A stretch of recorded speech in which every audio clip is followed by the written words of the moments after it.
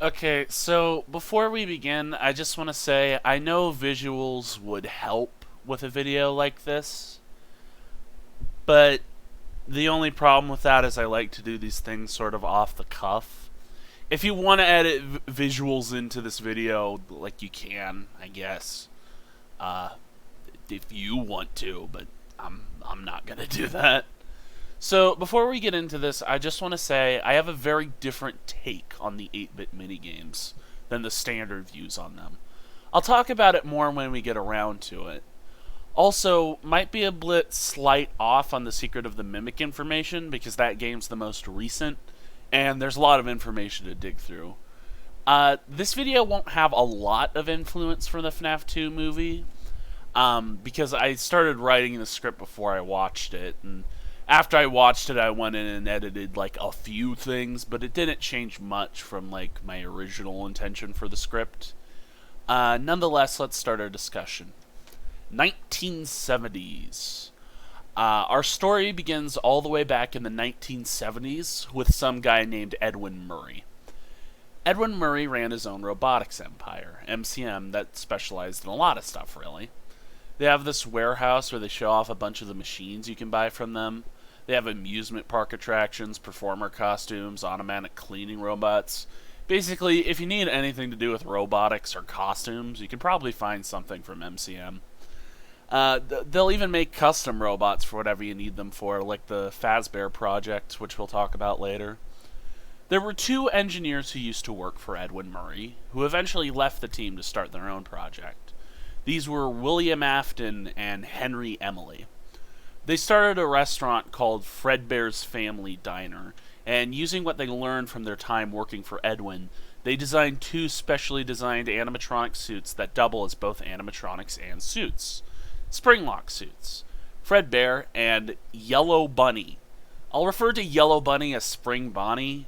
I don't think that's the official name of this character in universe, but we never really got a better name than Spring Bonnie.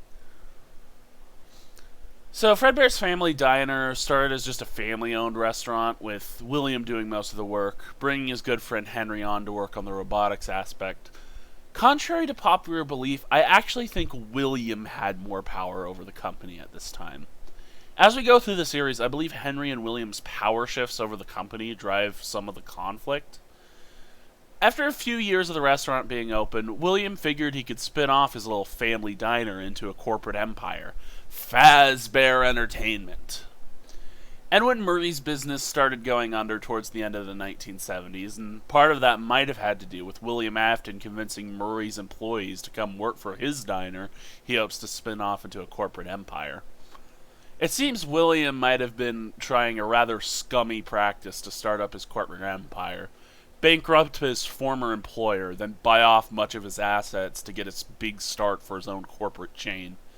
And so he and Henry ordered something from Edwin, promising to pay good money if he can deliver. 4 specially designed animatronics so they can open up the second restaurant of the Fazbear chain. But with Edwin's failing business, he was spending most of his time at work apart from his family. Edwin had a wife named Fiona and a son named David.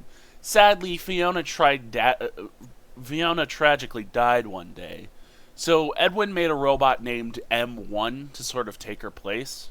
It would mimic her behavior. David, however, ended up getting freaked out by this new robot mom. Eventually, David died as well. Dumbass got hit by a car. It was going to hit him. So Edwin made M2. But M2 wasn't working out as well as M1 did. Edwin wanted it to act like his son, but it kind of acted in a way that was like a mix of Fiona and Edwin's personalities. This frustrated Edwin, so he took out his anger on M2. M1 was essentially M1, the one that was supposed to represent Fiona, was essentially nagging Edwin about his overworking and his mistreatment of M2. So Edwin decided to put the M1 program into a localized computer. And at least the computer's name was Fiona, so at least people won't get confused when I bring up M1 and M2 anymore. Husband and Father of the Year, 1970 something. Edwin's mistreatment of his employees caused them to leave, and his mistreatment of M2 eventually led to M2 mimicking Edwin's own voice, killing Edwin in an explosion, and becoming the fucking mimic Oh Yeah. Shortly before Edwin's death, his robotics company still owed Afton a shit ton of assets, most notably the 4 animatronics and the Fazbear project. Freddy and Bonnie were complete, but the company had to substitute their own assets of Chica and Foxy instead of the original idea. Due to corporate shenanigans I don't fully understand, this also included the rights to a lot of other Edwin products, including the technology of the fucking Mimic Oh Yeah. Now, although the whole gimmick of Secret of the Mimic is that every character is just the Mimic in disguise, there is one character that might not be the Mimic, and this is the White Tiger Rock. If this is the Mimic, or if it's not, I think it's most likely possessed by David Murray's soul. David Murray might just be possessing M2, and Fiona's soul might just be possessing M1 / the Fiona computer. That is entirely possible, even though I do think modern FNAF's focus is on AI shenanigans rather than possessed animatronics. Even still, possession is still an established thing in this universe. So it could be either or. Now, I'm unaware of when the actual events of Secret of the Mimic game happen. I don't think it matters too much. Basically, sometime between when MCM went under and before help wanted. Basically, some Fazbear goon went to retrieve some of their technology MCM owed the company, but got killed by the fucking Mimic Oh Yeah in the process. I'm going to assume that this happens before Freddy Fazbear's is set up as a restaurant. Just because I think like part of this story could be that well, he went there to go get the Fazbear assets so that he could bring them to Afton and Henry, because like they hadn't set up the Freddy's band yet or something. But I feel like it could have taken place way back when in the the 1970s, and that's kind of where I'll put it on the timeline, I guess, like the events of the game itself. So now we get into some stuff I'm more familiar with. My generation of Five Nights at Freddy's. Now we get into the 1980s. So Fredbear's Family Diner is still going strong, and for me, I take the phrase family diner to mean family owned. It could just be a diner for families, but I am going to say it's family owned, and I think this is the reason Afton spends so much time here. William, his wife, and his son Michael likely do a lot of work around the restaurant, while Crying Child and Elizabeth are brought along so the parents can keep an eye on them at all times. Henry, I believe, was in charge of the first Freddy Fazbear's location. Like, William was in charge of the diner, and then Henry was in charge of Freddy Fazbear. Now, the big thing with FNAF restaurants we sometimes miss, this has become a fair-sized corporate chain at this point. They probably have multiple restaurants open in the same town, a few across the nation, but especially in the town where the diner started. They open and reopen locations frequently, and I'm going to assume that entire buildings can be reused when one of these openings happens, because it's a company that likes to save a lot of money, so they just reuse the same lot that they already own. So I'll say, even though we're in 1983 right now, I will say the FNAF 2 location is open, and it just opens back up in 1987 later. I say this is the establishment Henry runs, the FNAF 2 location. Contrary to popular belief, I'm going to say Afton runs the family diner, and Henry runs the sister location, Freddy Fazbear's. Okay, so we run into our first elephant in the room. We're at Five Nights at Freddy's 4 right now. So, of course, our first event will be the week leading up to the Crying Child's death, but I actually have a very different take on these minigames. You see, we never really questioned the nature of the 8-bit minigames as much as we should have. We just assumed, oh, it's nothing much. It's just showing us past events, no big deal. And there's an element of seeing the past when it comes to these minigames. But in what nature do we see the past? Is it a 100% literal interpretation of past events? Or is it the very method the souls of the children use to communicate? A form of communication that would include memories, but not exclusively be attached to memories. Altered memories, if you will. Think about FNAF World. The glitched out psychic friend Fredbear appears and tells you to put the pieces in place for what is undoubtedly the Lost Souls. Maybe the Crying Child in particular. These pieces are the FNAF 3 minigames, the most abstract in the series. These pieces allow you to set up Happiest Day, yada yada yada. I'll talk about FNAF World a little later. But this game does feel like a discussion between two Souls of the Children trying to set up the Happiest Day. Probably the two souls, Cassidy and Charlie. And the whole world exists, or at least in its original form, exists as like an 8-bit minigame. So what if Psychic Friend Fredbear, the bear with the wide smile, sunken eyes, and golden fur instead of blonde hair, what if Psychic Friend Fredbear is Cassidy, the vengeful? And FNAF 4 is not the literal events of the Crying Child's life, but is instead Cassidy trying to speak to the Crying Child through his memories from when he was alive. Think about it. Scott didn't put the FNAF 2 toys in these minigames as fun Easter eggs. He did it to get you to question the timeline. How do toys exist based on robots that wouldn't exist until 1987, if we're in 1983? It doesn't make sense. It only makes sense if the toys were part of the memory altercation, something Cassidy recognizes that CC doesn't. And, you know, that's probably what the plushies represent. They're probably not literal plushies that, like, CC owns. They're probably just, like, representations of the Lost Souls. So perhaps during CC's life, before any major tragedy of the story happened, apart from the fucking mimic, CC's fear of the animatronics was not tied to a tragic event. CC's fear was instead the classic uncanny valley fear. These creepy imitations of life that just don't settle well with the mind of a child. The awkward way they were designed. What's seen in the shadows is easily misunderstood in the mind of a child. CC could have seen his dad putting an employee in a suit and assumed it was a kidnapping or something. Cassidy could be altering the memories to actually make it look more like a kidnapping, so that he can convince CC that his dad is a bad man. But with that, what from the FNAF 4 minigames, what from the FNAF 4 minigames is actually real? And how much of it is an altered memory? Well, I think the plot events happening are real. CC's brother really was a dick who scared him with what could very much be a real animatronic head his dad had lying around, knowing CC finds the animatronic scary. And I think Mike really did shove CC's head into the Fredbear's mouth, not realizing how dangerous that is. The Fredbear plush tries to convince CC that his brother is out to get him. He knows you hate it here, and he brings you here anyway. That could either refer to William or Michael, you know? Even so, it seems to match the vengeful child's philosophy. Those who hurt you deserve no forgiveness, no mercy. So as CC is trying to hold on to his brother's final words to him, "I'm so sorry, I didn't want this to happen," Cassidy is trying to get CC to remember his brother for all the bad he did.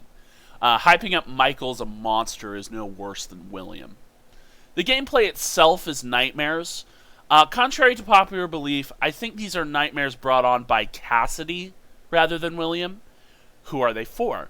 Well, I actually think it'd work if both Michael and CC were having the exact same nightmare.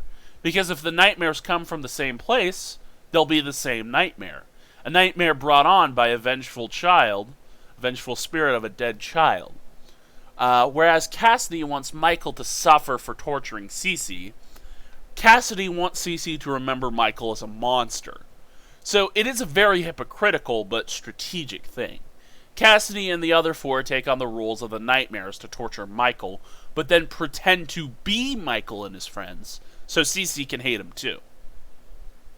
And for CC, this would be some weird post-death nightmare, so it doesn't matter if his frontal lobe is gone.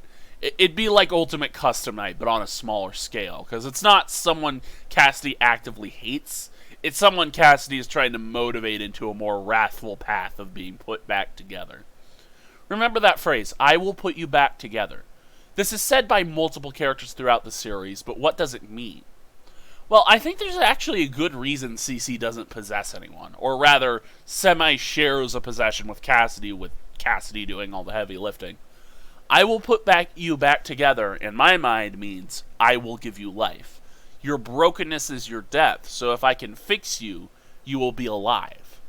So William says this in regards to getting Elizabeth to take full control over baby's AI, and he probably also wants to figure out some way to do this for Cece in the future. I do think the one singular redcon was making Psychic Friend Fredbear a walkie-talkie plush doll, which still works with William's personality, if not as neatly as Cassidy. I still think you can get away with the altered memory angle, even if William did want Cece to hate Michael during his life.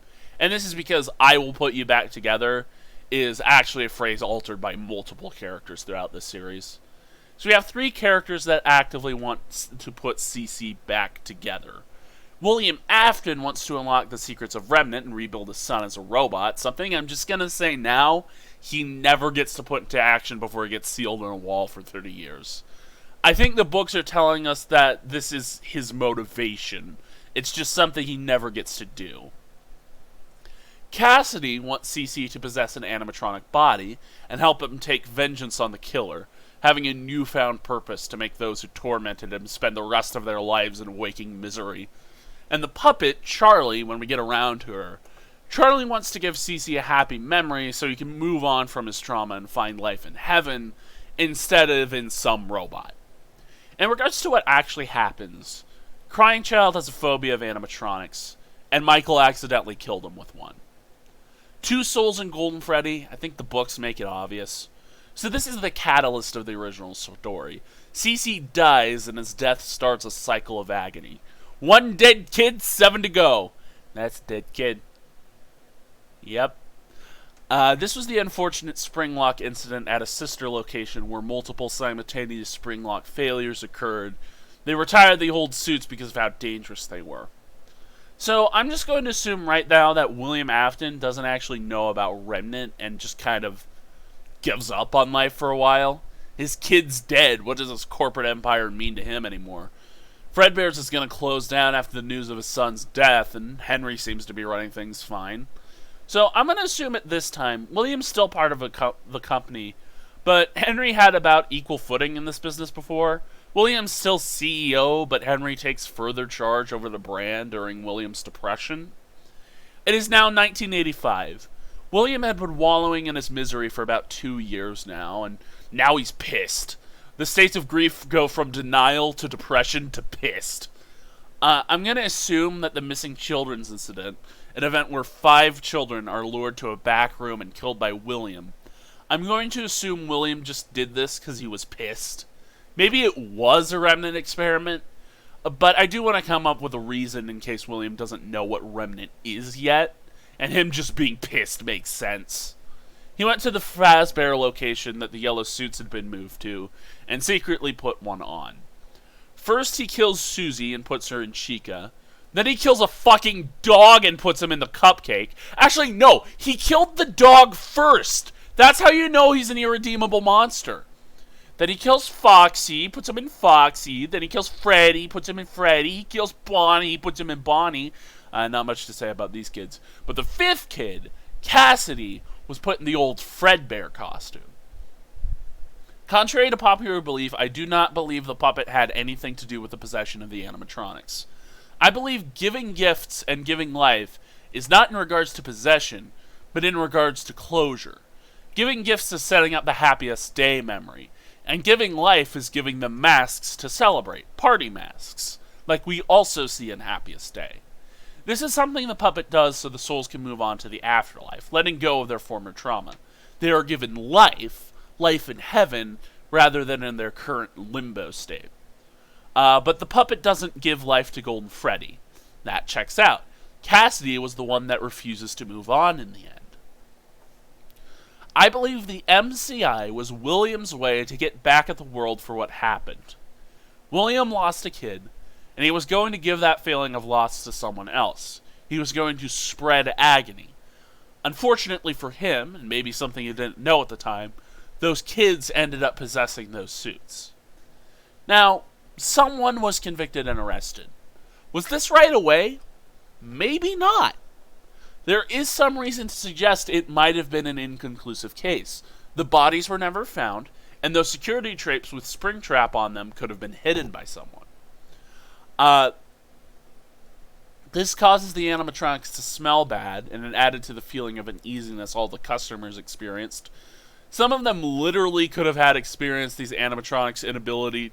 Some of them literally could have experienced these animatronics' ability to fucking warp reality around them. That's fucking canon. There's a reason I think the minigames are altered memories. So they closed the restaurant, moved the animatronics into storage, and William got away with fucking murder. I'm gonna go out on a limb and present a narrative here. The spring Bonnie killer was seen on the cameras. Henry had access to the security cameras. Henry knows only William would have had access to these suits after their retirement. But Henry does not want William to go to jail because he thinks William is a good person and a friend.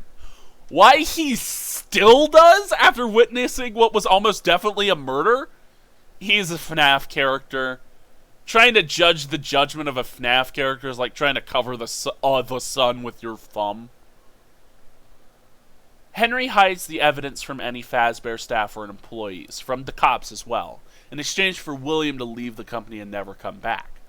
Perhaps he hides it in a secret box, a personal box that only he and William can open. And the contents that changed? Well, Scott probably changed his mind over time on how the MCI played out. Like the specific order of the kids that were lured at the back, and whether or not a dog was involved in putting Chica's cupcake. The contents have changed because the exact scene, the way it played out, has changed in Scott's mind. I think this is what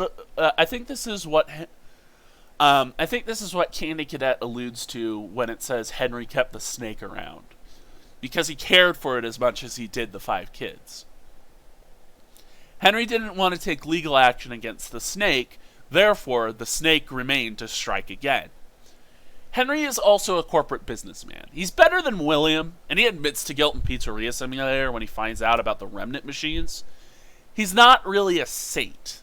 He just killed off the villain in the end. But like any financially shrewd Santa Claus, they hide whatever evidence they can that any higher-ups in their company were guilty of major crimes. It's bad for business. So the events between 1985 and 1987 are kind of interesting. We don't have a lot to go off of except one super important detail: Midnight fucking Motorist. Those are Golden Freddy's fucking footprints outside of Mike's room.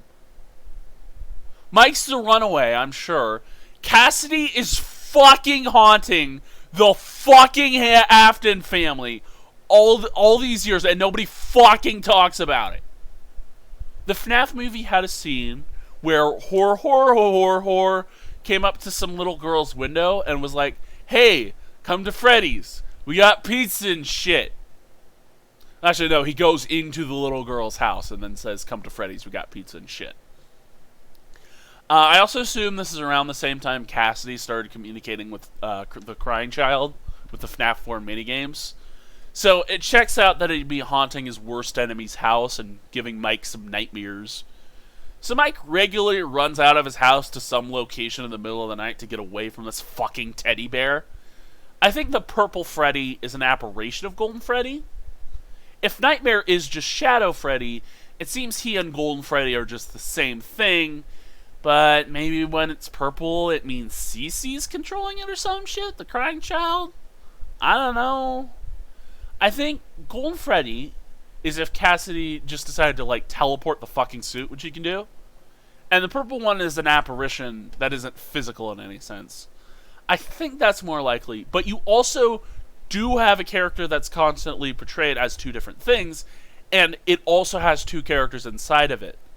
So, I mean, you know, it could be a representation of the 2 souls within Golden Freddy. It's hard to tell. I do think Cassidy is getting Crying Child to lash out over these years, and he might be occasionally successful. Crying Child is assaulted by nightmares of his own brother, and his friends in awful nightmare masks. It makes sense he'd break eventually, And on a night when Pop Pop locks you in your room so you won't fuck with his next child murder, and the only way away from the fucking horror monster is by breaking your window and running towards the guy, maybe Mike runs off to Freddy's every so often. Maybe Mike thinks there's something he can do to stop Golden Freddy from haunting him. I don't know. If something undoubtedly supernatural is tormenting night after night for 2 years straight, maybe you'd want to investigate and find out how to stop this thing. So what's the unmarked grave? Well, what if that's where William hid the bodies? Like the 5 bodies of the MCI, he left them in the suits for a short time. Then he got them dug out after the restaurant's closing so they'd never be found. I get there's only 1 grave, but why dig 5 when you're just going to cover them up anyway? Alternatively, it could just be the crying child's grave. His death was kind of public, but maybe since the Afton's house is so secluded, maybe you wanted the body to be close and just didn't give a shit about the presentation. Maybe it's Andrew! Maybe the guy who hit David with his car buried the body out in the woods. I don't know. The unmarked grave in general doesn't make a lot of sense, because every time someone's killed in this universe, they end up in a robot suit. The next event on the timeline I had to talk about is what I actually find difficulty placing on the timeline. The puppet's death. We know it happened after the MCI because of the Help Wanted graves. We know it happened outside. The big thing we don't know is if this happened back in 1985 when the old animatronics were in use, or at the reopening in 1987 when the new ones were in use. I'm going to go out on a limb. I think it was in 1987. I think Henry organized the reopening of Freddy's, and he's going to do a few things to prevent the former casualty. Henry builds new animatronics for the restaurant and gives them some defensive protocols. They can recognize criminals so they can keep children safe. They probably also have a photo of William in there. The other thing Henry does is he forbids William from setting foot on the establishment. The green guy in front of Junior's could be Henry himself, but it's most likely a hired security guard Henry warned about William. The new animatronics include the core 4, Bonnie, Freddy, Chica, and Foxy. A Foxy the kids take apart and put back together on a regular basis. Poor guy. The balloon fucker, because why the hell not? And the last animatronic was a puppet. Henry took special care to make sure his daughter was safe, and so he always gave her a green wristband that the security puppet would take notice of. But some asshole kids left Charlie out in the rain, and William was so pissed when he found out about a Freddy's that he couldn't be a part of, so William killed Charlie because he was like, yeah, frick the guy who covered up my crimes for me. He won't let me be a part of the Funny Bear Empire. So the puppet went outside in the pouring rain, got damaged up a whole lot, and now the puppet and Charlie are one. So now Henry's distracted by the depression of losing a loved one, and William can get back into the restaurant. Now, let's not pretend Michael was the only one being haunted by a dead kid. William is most likely a bigger target for Cassidy, giving the whole killing Cassidy thing. If Golden Freddy regularly haunts their fucking house, William's been noticing that too. So you'd want to investigate, right? He'd want to get back in the restaurant and stop whatever spooky bear bullshit that's been haunting him the past 2 years. And so obviously he'd get there, Henry'd turn him away, and he'd get pissed so he'd kill a kid, and come back when he can come up with a convincing persona. The books made a point that William used to look like a financially shrewd Santa Claus, but now he's some thin fuck, and he goes by a different name, Dave Miller. So Dave Filler gets a job at Freddy's, and Henry's not paying attention because he's the big sad. So Henry just lets Ralph, phone guy, manage things for a while, and Ralph's like, oh yeah, this seems to check out. Welcome to the team, Dave Miller. The actual minigame of Midnight Motorist most likely takes place after the Charlie drive-by killing. I explained the regular occurrences which set up the setting a while back, but now we got the big question of why the hell Afton's yellow in this. No matter what's going on, Scott really complicated things with this color choice. but I do think I have an explanation. This is Afton wearing a suit. Probably not his Springlock one, maybe a hand-stitched one he made himself, glitch trap style. It could even just be the glitch trap suit. It makes sense. Maybe it is his Springlock and he's just stupid wearing it in the rain like that. I don't know. But the problem is he wasn't wearing a suit in the FNAF 2 minigame, so what the hell? The 8-bit minigames are altered memories. Maybe Charlie knew who Purple Guy was and just wanted to show that killer instead of a suit he was wearing. Maybe Mustard Man is just Mike's stepdad. I don't know. So Dave Miller's mostly here so he can find out if the kids he killed those years ago really are possessed.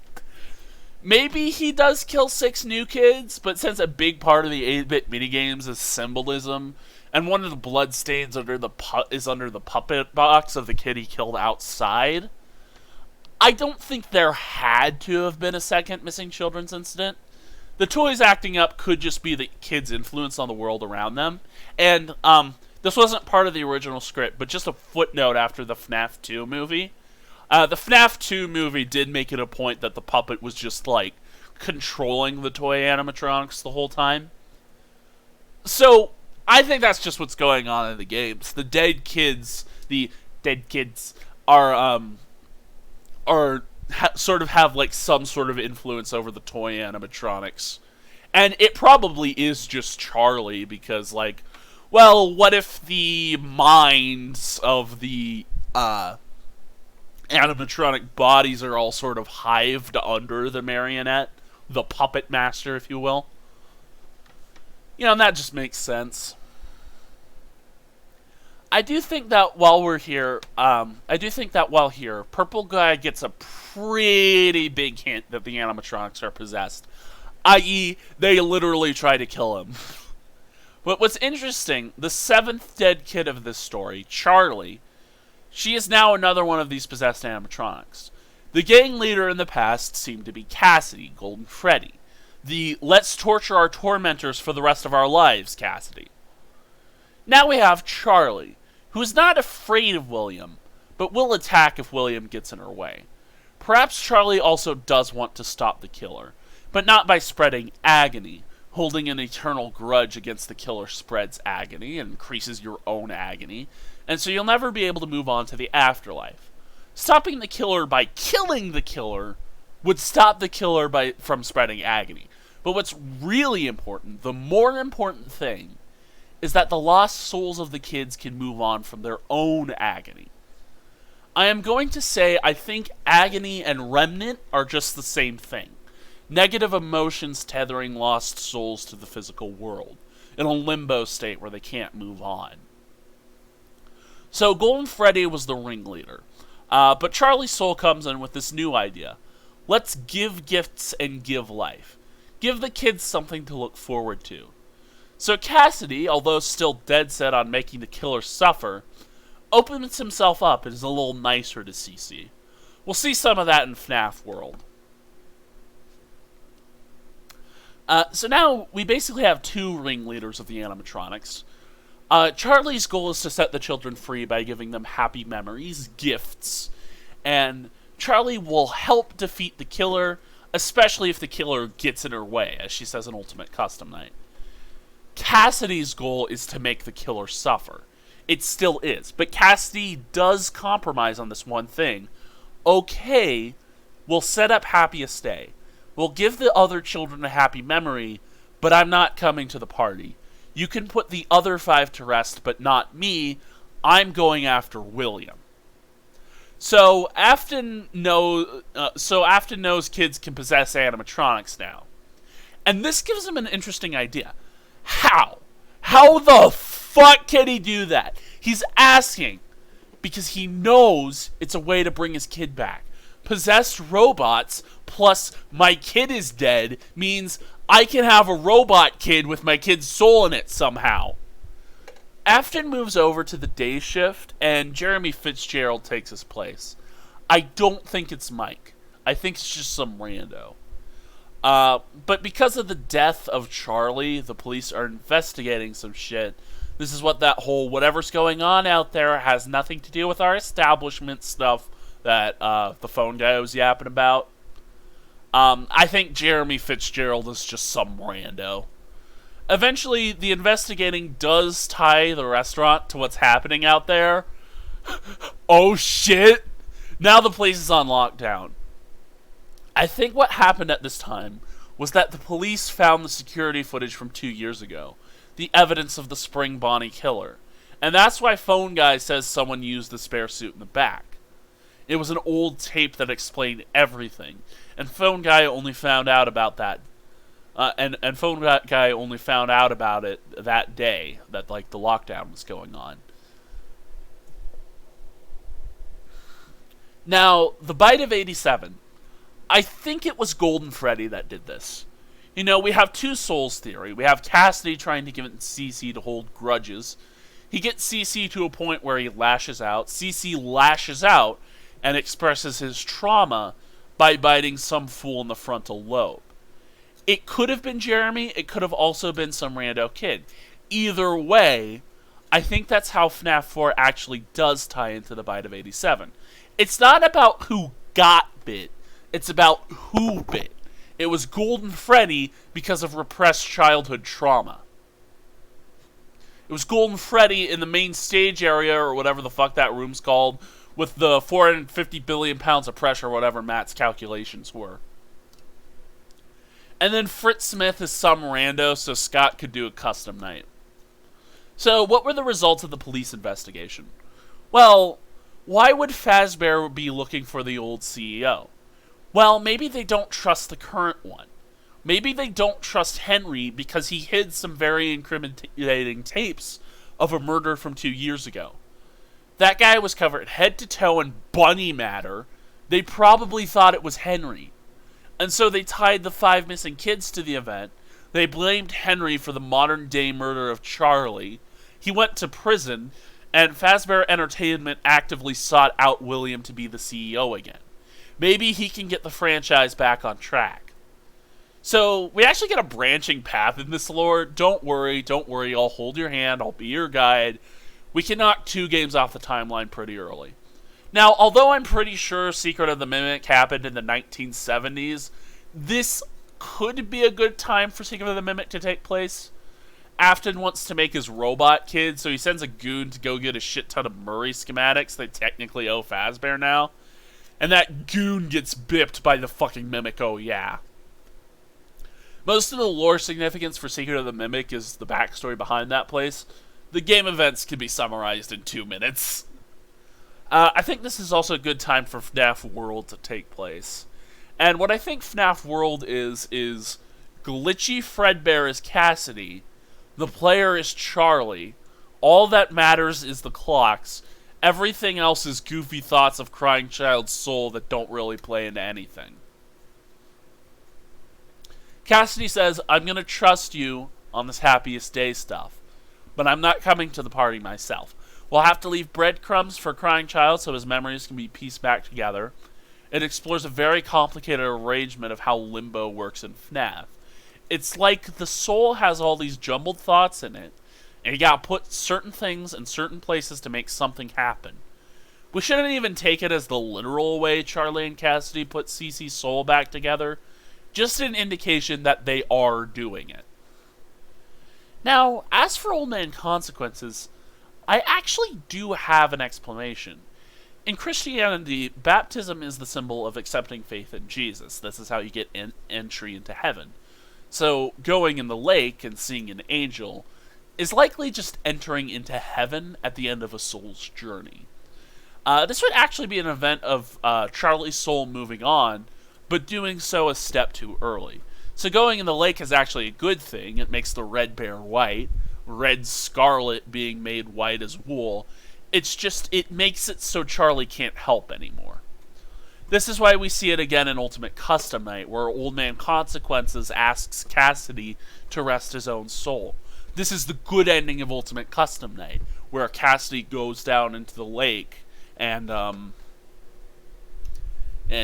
goes to heaven and leaves William behind. Old Man Consequences is probably an angel himself, maybe even St. Peter because of the old depictions of him being the one at the gates. He could even be like a Virgil type figure, like from the Divine Comedy, where he stays in limbo, but he still helps Dante get to heaven. Once you're out of this realm, you can no longer interfere with the other souls down on Earth, so it's a good thing to do, but something Charlie and Cassidy aren't ready for quite yet. They still have work to do. But the next long discussion we need to get into involves sister location.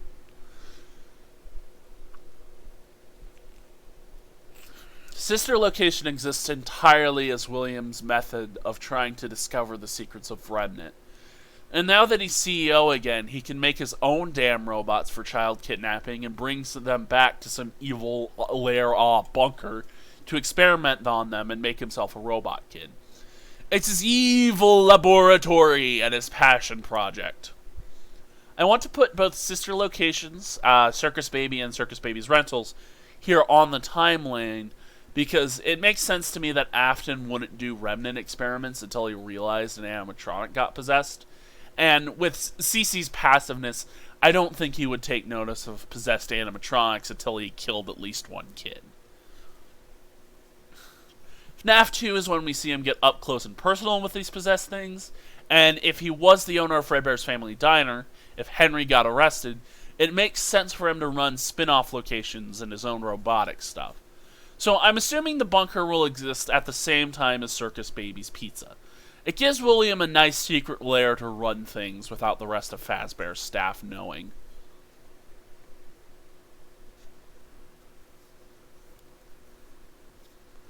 Here's his goal.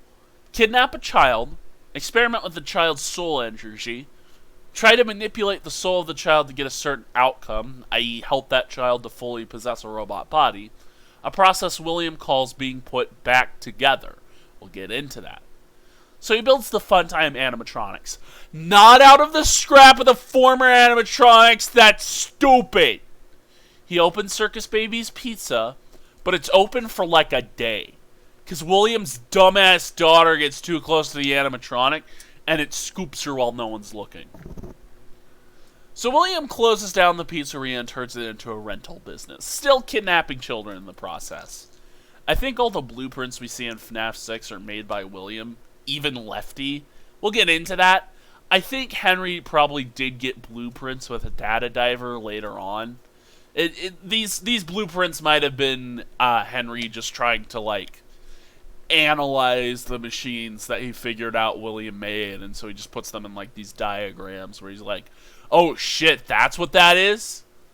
That's kind of the vibe I get. I don't really get the vibe that he helped William to make all of the soul things, especially because there's like a blueprint of Molten Freddy. And Molten Freddy's not something he designed. That's something he found and made a blueprint of. So, I mean, that's probably what's going on with, like, the other machines as well. Still, William proceeds with trying to help his daughter be put back together. And he does a whole bunch of painful experiments to get that to happen. Controlled shocks, cryptic maintenance, all kinds of stuff. I do think he would actually be talking directly with Circus Baby throughout this time. The books paint Baby as a sort of servant and partner in crime to Afton. Some of that dynamic could be in the games as well. So, like, William actually gets to talk directly with Circus Baby a lot. But there's another problem. The 6 kids that have been haunting William over the past few years. They're gonna find him and kill him. I know, says the child killer, now mad scientist William Afton. Let me go dismantle those old suits. No suits means no body. No body means they can't punch my face in. So William does reopen Fazbear's for a simple reason. A covert way to move the 6 animatronics to one place. The old 6 animatronics to one place. It's also possible he builds Lefty to kidnap the puppet at this time. But there technically is time for him to build that later. But he knows this could be dangerous. If he dies, he might not be able to finish his work on Baby's experimentation. Hey, Michael! Remember how a few years ago you accidentally killed your brother by shoving in the mouth of one of my animatronics? Well, one of my robots accidentally killed your sister a while back, so I guess we're even. Still, I've been trying to make up for my accidental child murder by trying to help her soul possess a robot body. Something I'm hoping we can find a way to do for your brother as well. You in? He asked his son Michael. Does it pay well? Michael asked. So while William is at Freddy's one trying to dismantle the main animatronics before the restaurant opens, Michael goes down into the sister location bunker to finish Afton's work of putting Baby back together. Now, Baby's characterization is interesting. She 100% has two different personalities. She has a personality that's trying to be very helpful to Mike. But she also straight up kidnaps Mike one night. What's going on? Well, allow me to give an explanation. I think we have another Golden Freddy situation on our hands. Two personalities, one passive, the other aggressive. Now, with Baby, this could just be a conflict between Elizabeth's personality, like Elizabeth's soul, and Baby's AI. Baby's AI was programmed to kidnap and kill, whereas Elizabeth only ever understands this as something bad happened. Now, Baby could have multiple souls inside her. She is a killing machine. But I'm going to go with the AI approach. Just because we don't have a lot of evidence for a second super lore important soul inside a Baby. Except, I guess, her saying, something bad happened today at the beginning of the day. I don't think that one line is enough to justify another lore important soul. But it could be Andrew. Fuck it. There's your concession, Andrew fans. I'm going to go with the AI approach for the sake of this video. Just know it works just as well if Andrew's in the story somehow. But Baby's kidnapping program is to specifically trap people inside her. This is why is Michael in some spring-lock suit? What's going on?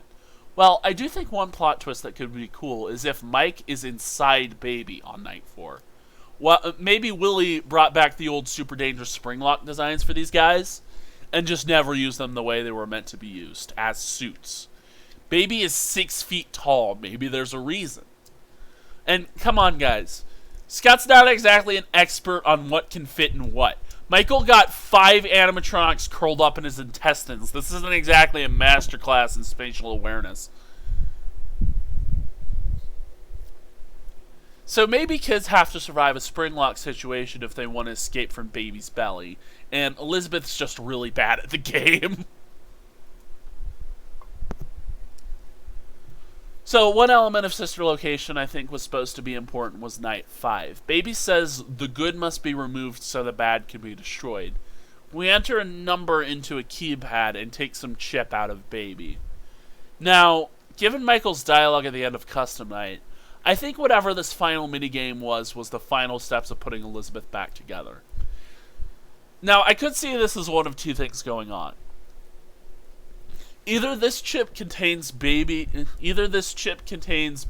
soul. Wait, hang on. Let me rephrase that.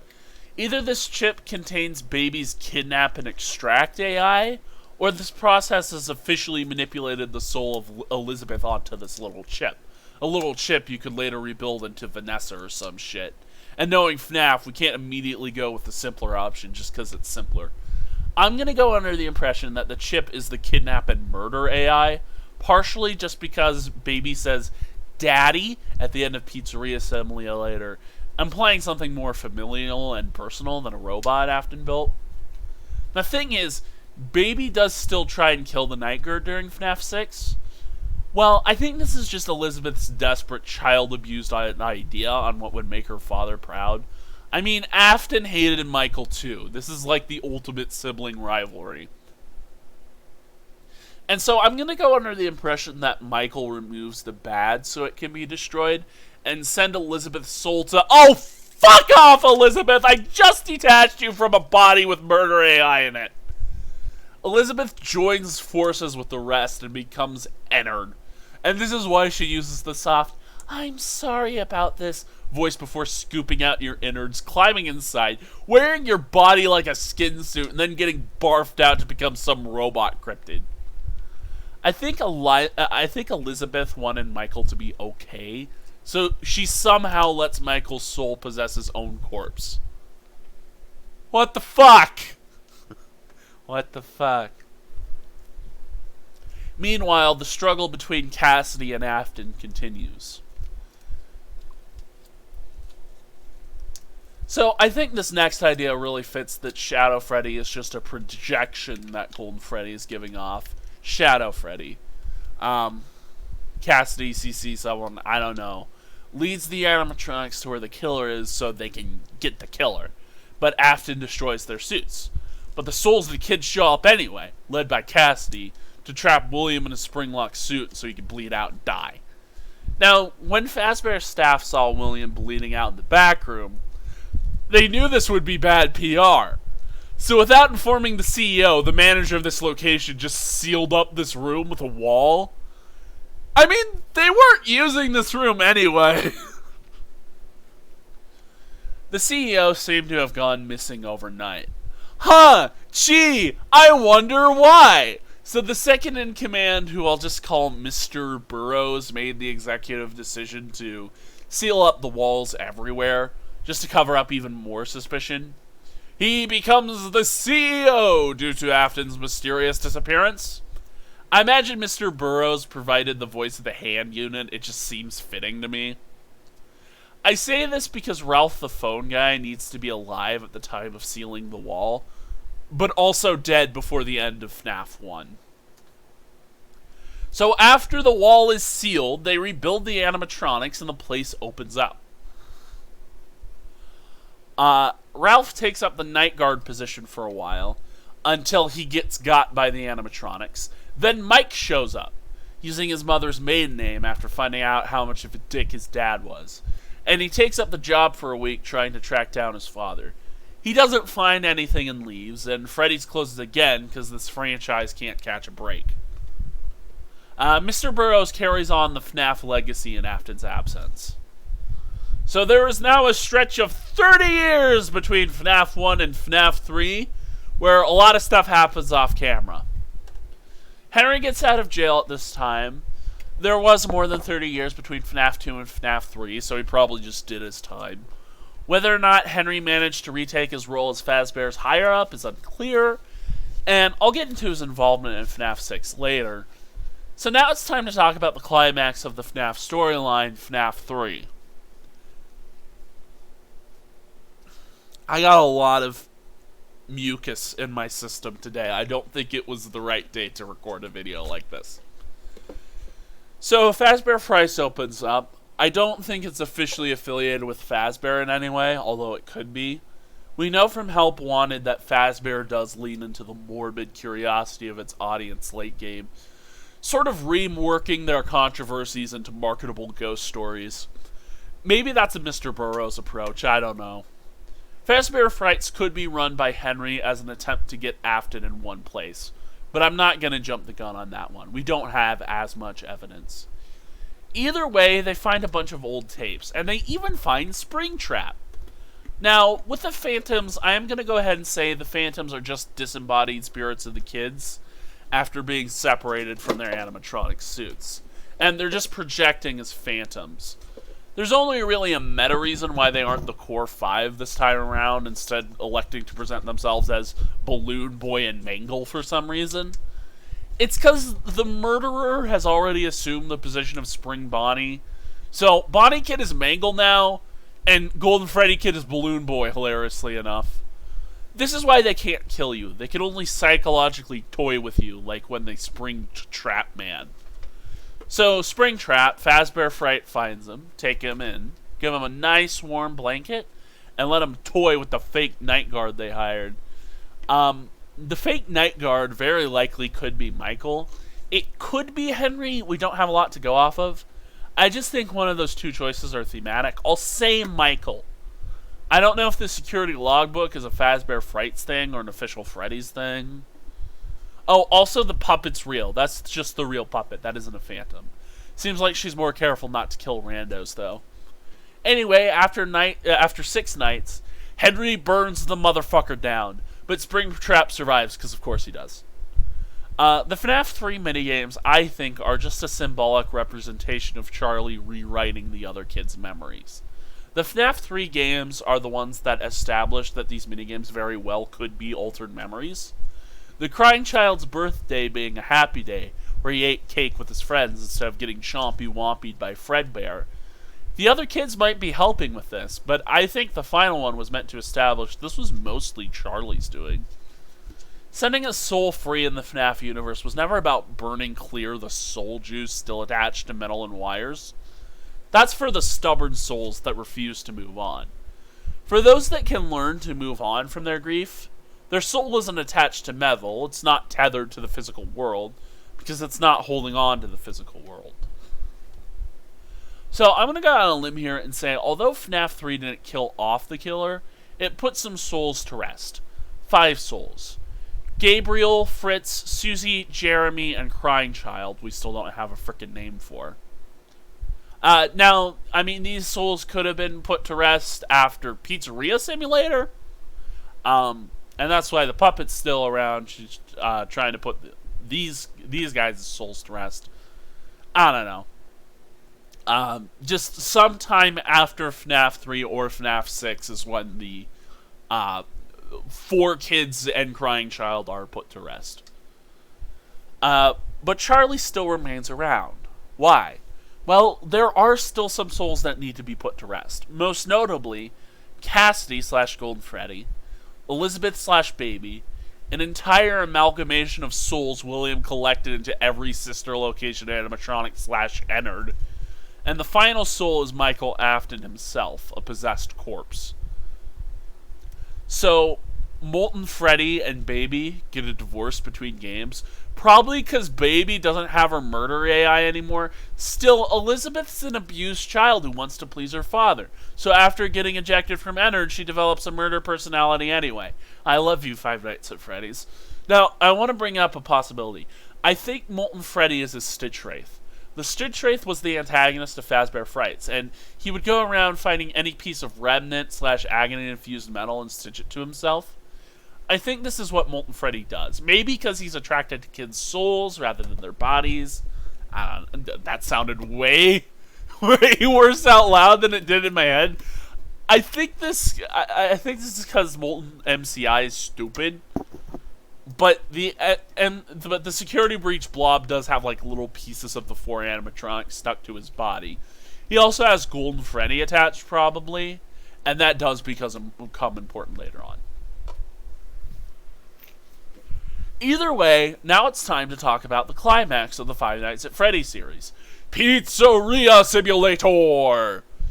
So Henry gets in touch with Michael. I do believe this is Michael. It makes the most thematic sense. It makes sense that our main characters here are one big happy family. Springtrap the dad, Michael the security guard, Baby the daughter, and Cassidy inside of Molten Freddy, who was sort of Mike's brother's Klingon, and also Crying Child might not be put to rest yet. We don't know when the FNAF 3 minigames take place. I feel like if Henry wasn't officially on Fazbear's team, this whole covert operation of buying a Freddy's restaurant and instructing Mike what to do with it makes some of the confusion on whether or not we are self-employed or a hired hand make a little more sense. Although I am going to go under the impression that Henry did just get a job at Fazbear Entertainment again. Fazbear is notorious for hiring people with fake identities. Now, either Henry helped with some of the sister location technology, or he just data diver got it up on his computer, so he could see just how far the killer he protected from jail went.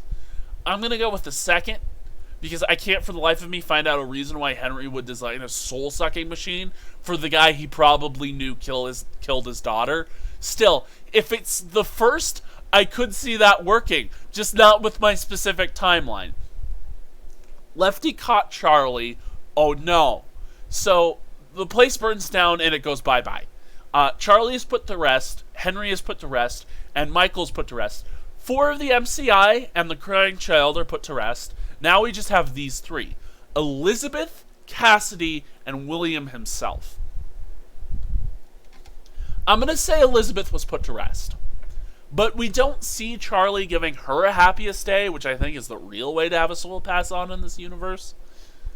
I'm going to say she has been put to rest. I'm going to say Elizabeth has been put to rest. But if Scott Cawthon does a 180 on this idea in the future, everyone keep in mind that there is precedent for it. Okay, but Cassidy and William 100% didn't fucking move on. Okay, so let's talk about the climax of the FNAF series. Ultimate Custom Night! I do not think William went to hell quite yet. Yes, Henry was dropping bars, but hell can be defined in many ways. Hell could be an afterlife for the godless, those who go around and destroy young image bearers for nothing more than petty selfishness. Hell could also be a state of being on Earth, a prison of torture from which one can't escape. The devil could be a fallen angel, an abusive father who has taken the sinners of the world as his children, or the devil could be a goofy skeleton man with holes in his hands who tries to cover the world in darkness and has the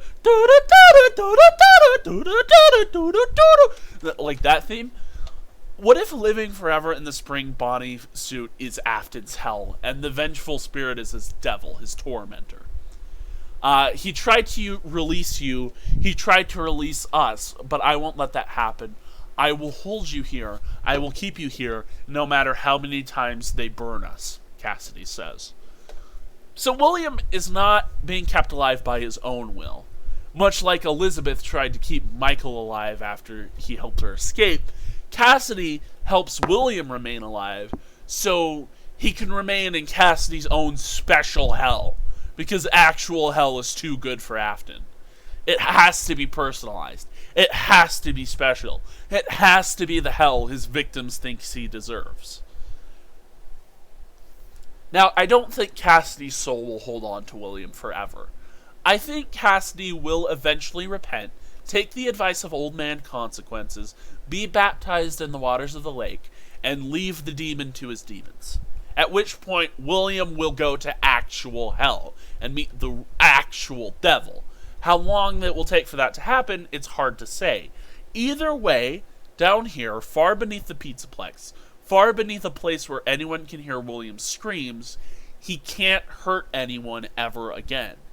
Even still, with the Afton ending not being the canon security breach ending, I think Afton's portrayal in canon might be more like Scott's original vision.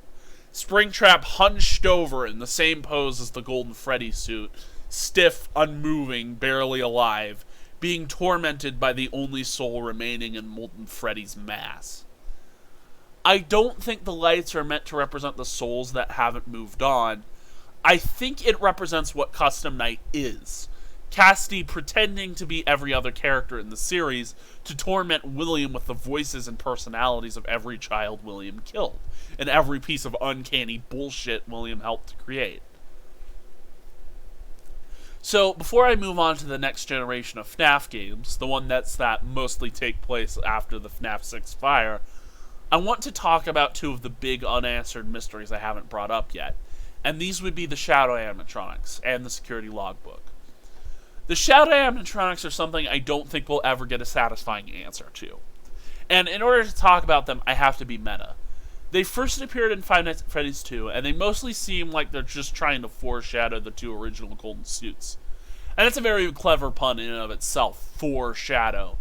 Golden Freddy, Two Souls, is one of the most likely options I feel like is going on with Cassidy and Cece's souls. So I'm going to assume Purple Freddy is Crying Child because it's the Afton family color.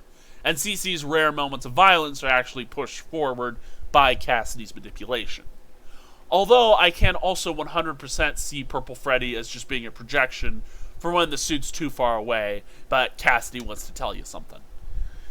In which case, Shadow Bonnie might be William's projection, although that doesn't make a lot of sense. Purple Freddy being Cece is satisfying to me, though, so let's move on to Shadow Bonnie.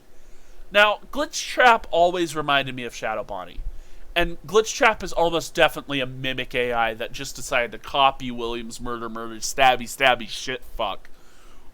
Whether or not this is M2 or some M3 model Fazbear build is not entirely clear so far.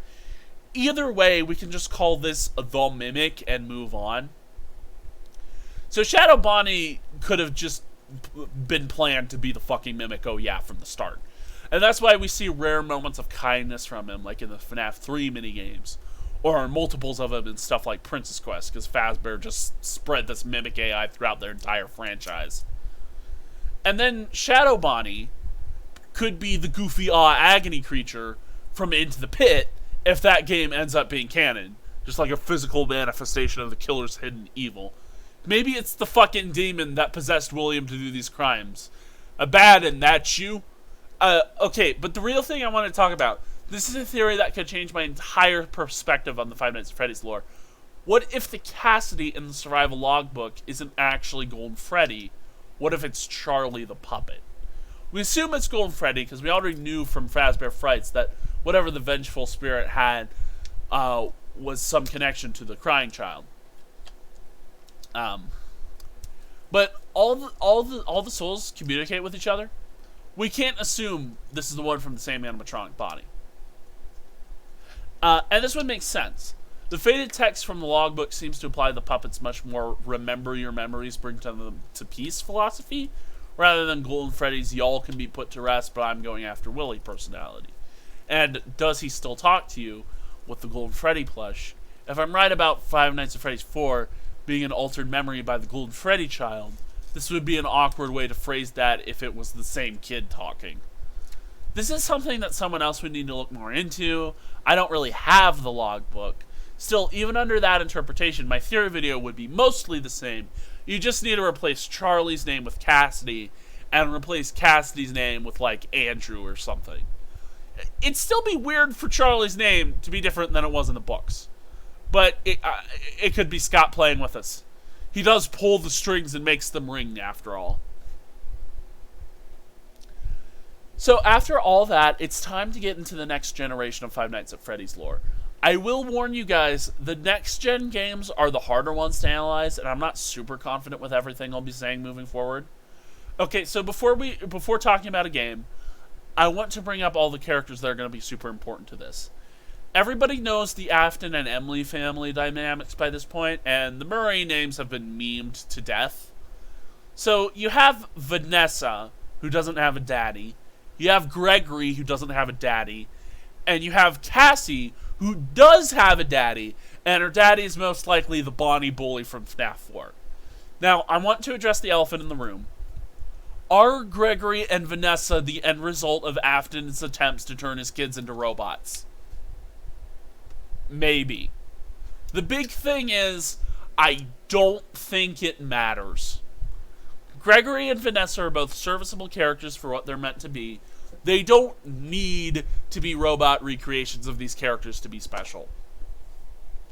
Although, I do think they are meant to have thematic similarities. In the same way our new Mimic character is meant to have thematic similarities to Afton. I could see a dynamic taking place where this is the robot Afton family instead of the real flesh and blood Afton family. And it also explains how the Mimic is so easily able to brainwash both of them for a while.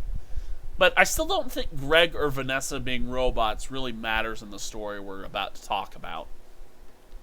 The thing is, the original robot boy theory was that Michael was a robot recreation of the crying child, and that theory was just stupid.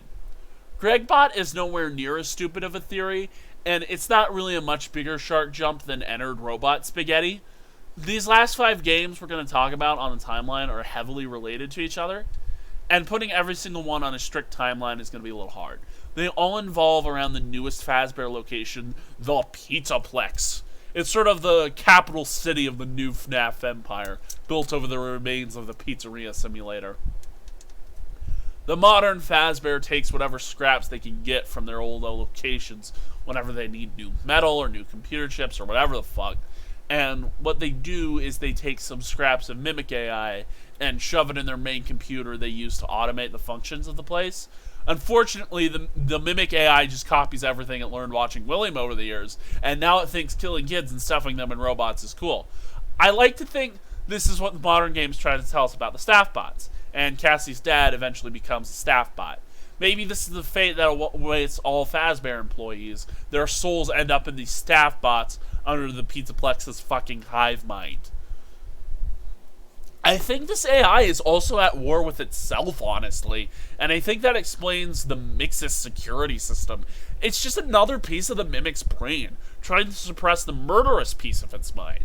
Maybe this was created by human Fazbear employees to express the full danger of the Pizzaplex hive mind?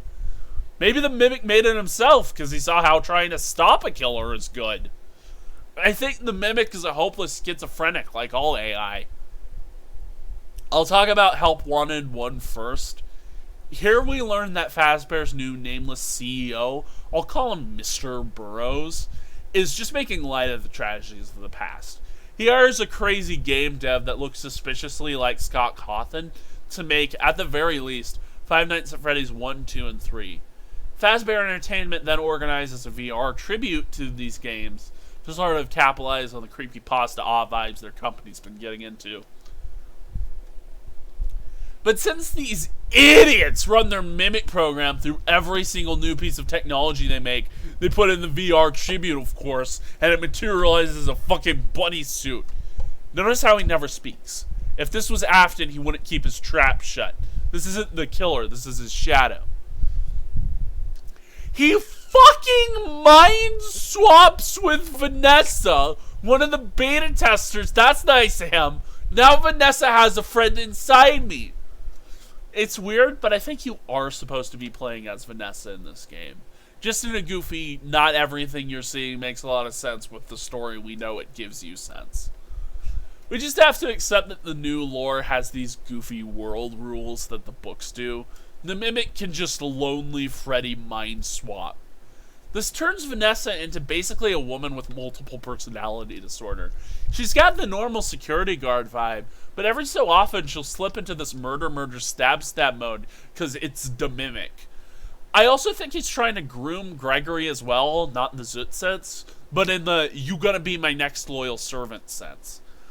I don't have a lot to say about the dumbass AR game no one cared about. The only thing we get is this idea that Vanessa is working her way up the corporate ladder so she can get to the Pizzaplex.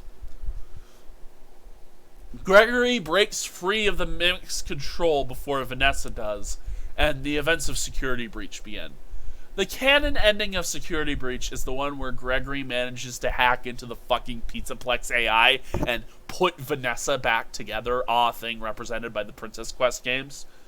But then they also burned the motherfucker down.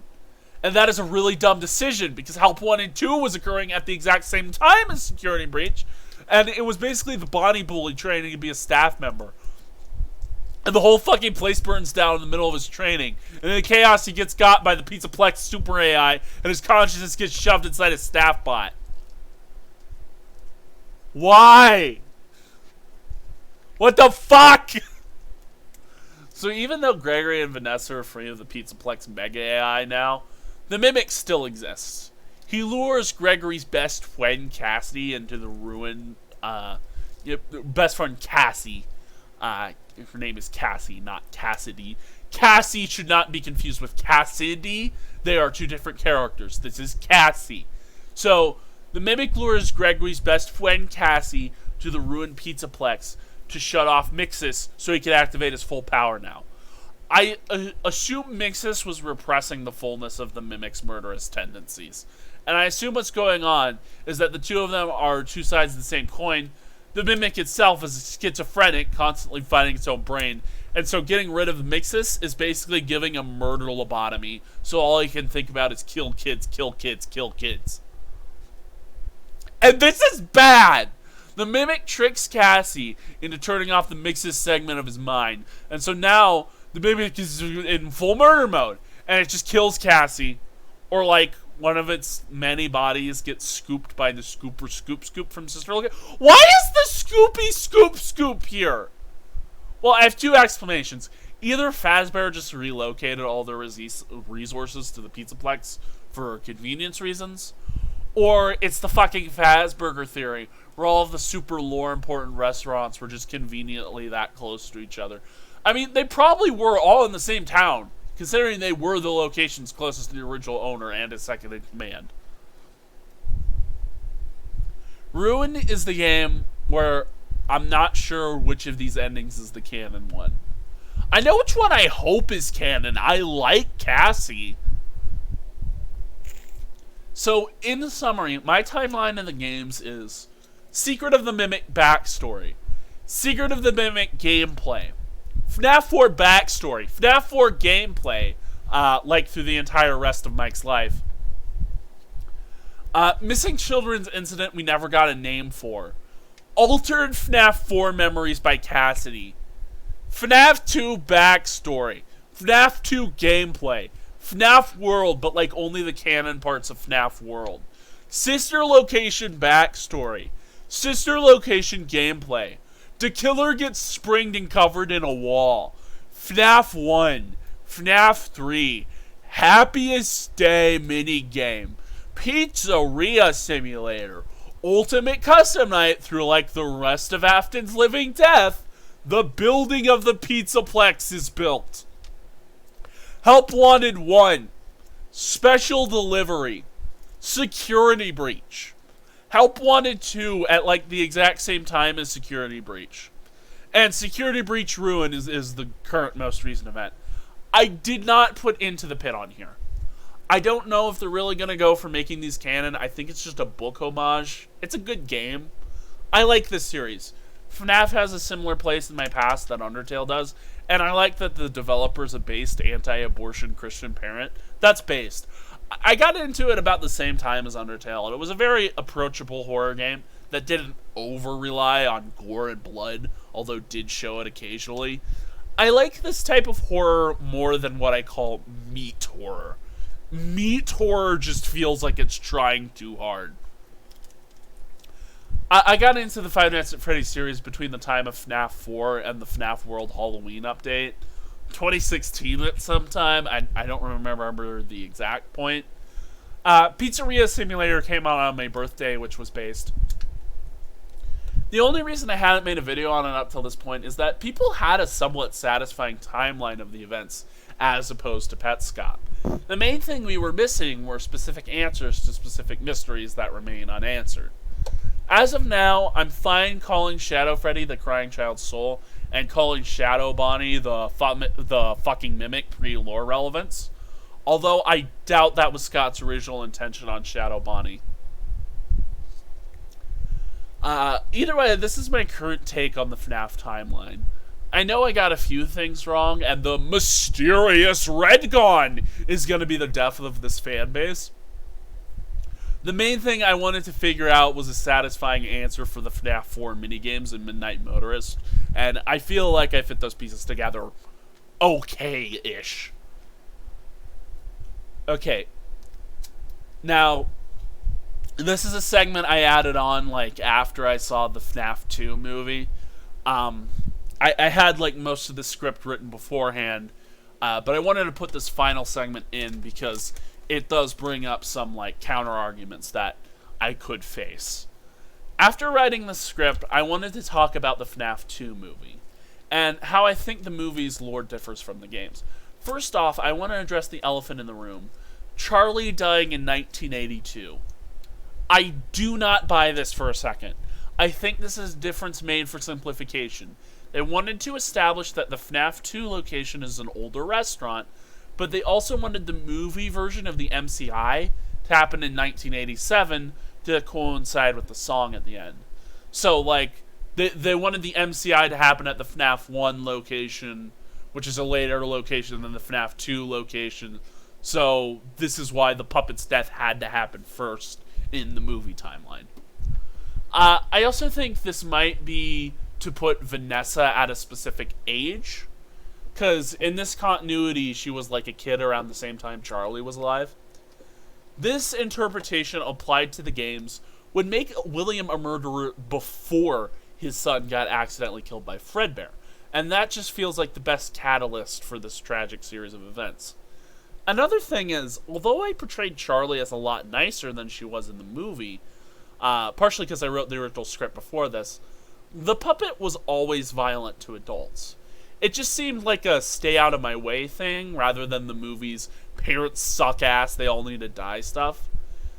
She is a confused kid like everyone else. She's not really a saint in all of this. She just carries others in her arms. I do use the movie's portrayal of the toy animatronics as vindication that the second MCI didn't happen. They just started acting up due to Charlie's influence. She's the marionette. She's the puppet master. I still go under the interpretation Charlie is at least more concerned with putting souls to rest than she is getting revenge on the killer. Whereas Cassidy is the one who holds eternal grudges. Whereas Cassidy is the one who holds eternal grudges, Charlie 100% moves on after FNAF 6. And then I do believe the withered animatronics are the Five Nights at Freddy's 1 animatronics that later get rebuilt. It's just another change made to the movie to have the badass scene where the original animatronics show up to save Abby, but still have Michael dealing with the withered animatronics as villains.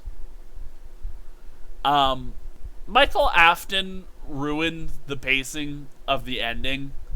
I'm sorry, but he did. This movie didn't need two villains. I'll phrase it this way. Information portrayed in the games is Sahi, whereas information in the movies is Daif. If there's a contradiction, we would go with the Sahi accounts, which imply the puppet was killed later, most likely in 1987. And that's my FNAF theory. I love the movie. The thing with the movie is I just like the marionette as a character. I feel like the story of the first FNAF movie was like a little more solid. And you know what? It's because of fucking Michael Afton. I fucking hated Afton in the movies.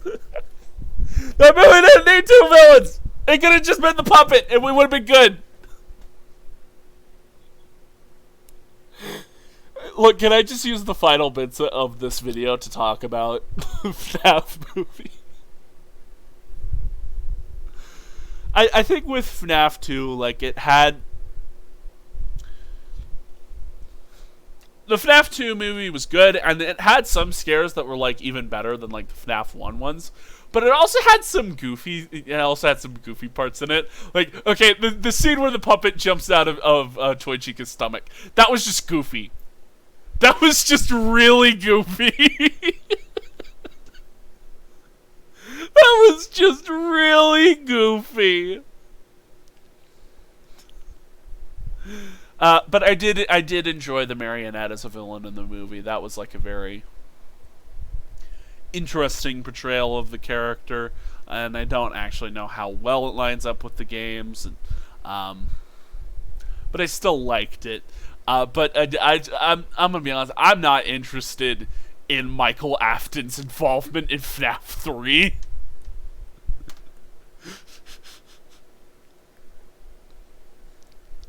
It almost feels like he was put in this movie just to establish that there is a Michael Afton, and that he hasn't been retconned to be Mike Schmidt.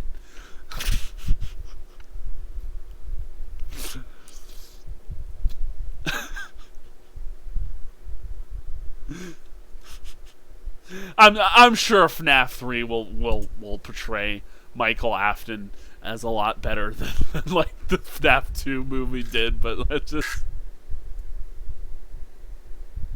But then Mike Schmidt and Vanessa had the end of second act breakup scene. Oh no!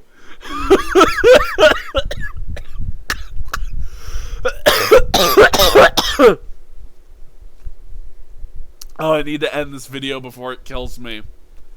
I need to end the video before this kills me. Ugh. Oh, goodness.